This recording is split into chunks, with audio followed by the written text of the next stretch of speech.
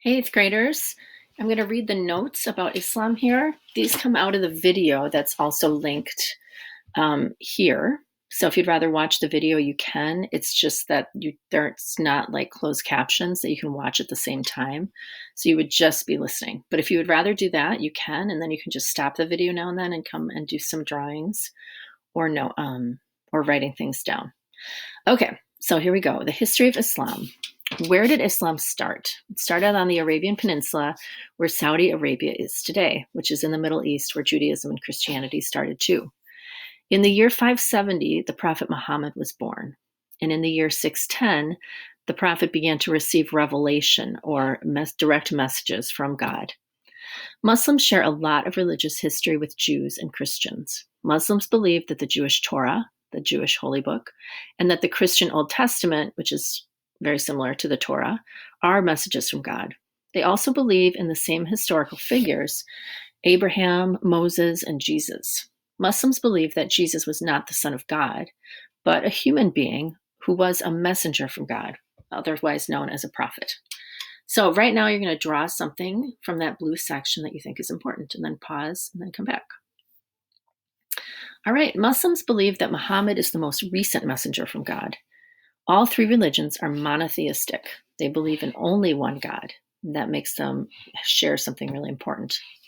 Islam means peace, and Muslims believe that if they obey God, they will find peace. Anyone can become a Muslim if they want to, and it's the second largest religion in the world and the fastest growing. All right, the first Muslims came to America in the year 1528. If you remember, this is before we even had the 13 colonies. At this time, American, British slave traders were bringing Africans by force to America, and about a third of those slaves came to America as Muslims. Muslims make up about 1% of the population of the United States. Muslims call God Allah, and they believe that Christians and Jewish people believe in the same God that they do. The Quran is the holy book for Muslims. Muslims believe that it is the exact words of God, not something that, so it's not that Muhammad heard God and then wrote it down in his own way. These are the exact words of Allah. Muslims believe in the day of judgment, the world will end, and that people go to heaven and hell. All right, so right here, you're going to write or draw two important things from that blue section above. Two things you think are really important. Pause and come back. All right, Islam puts kind of some of its main beliefs into what they call the 5 pillars of Islam.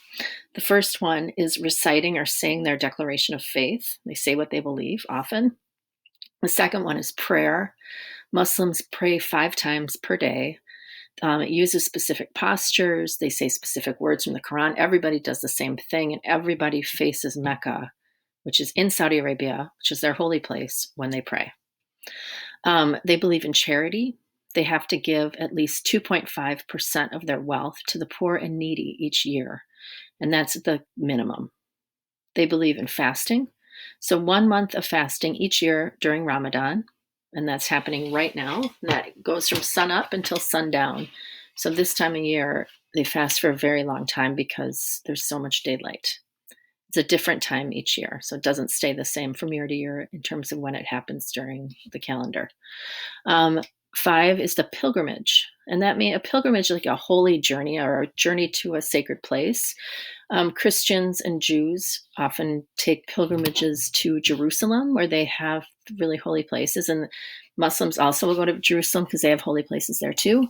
But if possible, in terms of the specific pillar of Islam, every adult Muslim should go to the city of Mecca in Saudi Arabia at least once in their lives. And that is where the Prophet Muhammad was born and spent his life. It's also where there is this structure called the Kaaba, and that's what Muslims pray to, and it's a very special and holy place that we might talk more about later. All right, the Muslim diet says no pork, no alcohol, and the Muslim dress says modesty and covering up in public. All right, so from that red section, you're going to draw or write 2 things here.